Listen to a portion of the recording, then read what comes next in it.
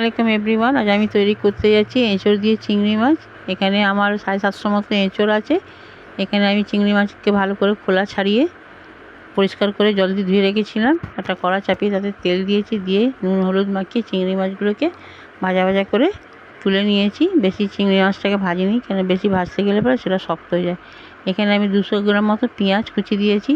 সেই তেলেতে, চিংড়ি ভাজা তেলেতেই পেঁয়াজটাকে আমি ভালো করে লালচে লালচে করে ভাজবো। আমার পেঁয়াজটা লালচে করে ভাজা হয়ে গেছে। এখানে আমি মশলা কিছু অ্যাড করব। 1 চামচ লঙ্কার গুঁড়ো, 1 চামচ হলুদ গুঁড়ো, 1 চামচ এখানে দেব ধনে গুঁড়ো।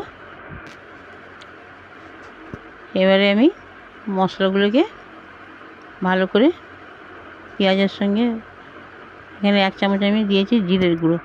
এবার মশলাগুলোকে সব একসঙ্গে ভালো করে পেঁয়াজের সঙ্গে মাখা মাখা করব। এবারে মশলাটা দেখুন পেঁয়াজের সঙ্গে মিশে গেছে। এখানে অল্প অল্প জল দেব, দিয়ে মশলাটা ভালো করে কষাতে থাকবো।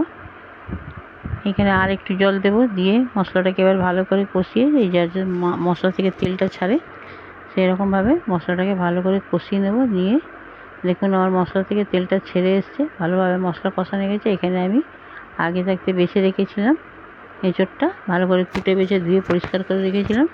এবার এঁচোড়টা আমি পেঁয়াজের সঙ্গে ভালো করে মিক্স করব। পেঁয়াজ আর এঁচোড় মশলা যেন সবগুলো ভালোভাবে মিক্স হয়ে যায়। এখানে মিক্স হয়ে গেলে আমি ভাজা চিংড়ি মাছগুলো দিয়ে দিলাম। দিয়ে আমি আবার এটাকে মিক্স করব। স্বাদ মতো লবণ দেবো। আগে আমি লবণ দিইনি গো, সেই কারণে শুধু চিংড়ি মাছ অল্প করে লবণ দিয়েছিলাম। এবারে আমি এঁচোড়টাকে আবার চিংড়ি মাছের সঙ্গে মশলার সঙ্গে ভালো করে কষাবো। দেখুন মশলাটা ভালোভাবে কষানো হয়ে এসছে।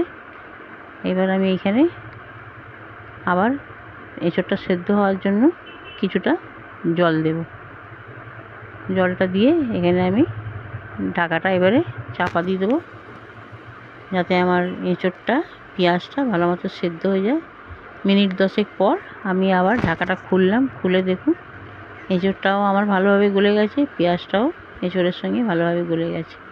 এখানে আমি আরেকবার ওপর নিচ করে দিলাম, যাতে ভালো করে মশলাটা ভালো করে মিক্স হয়ে যায়। এবার এখানে আমার এঁচোড় চিংড়ি রেডি সার্ভ করার জন্য। আমার রেসিপিটি যদি আপনাদের ভালো লাগে, আপনারা যদি ইউটিউব থেকে দেখছেন তাহলে চ্যানেলটিকে সাবস্ক্রাইব করবেন, লাইক কমেন্ট শেয়ার করবেন। আর এই ফেসবুক কিংবা ইনস্টাগ্রাম থেকে দেখলে আমাকে প্লিজ আপনারা ফলো করবেন। আল্লাহ হাফিজ।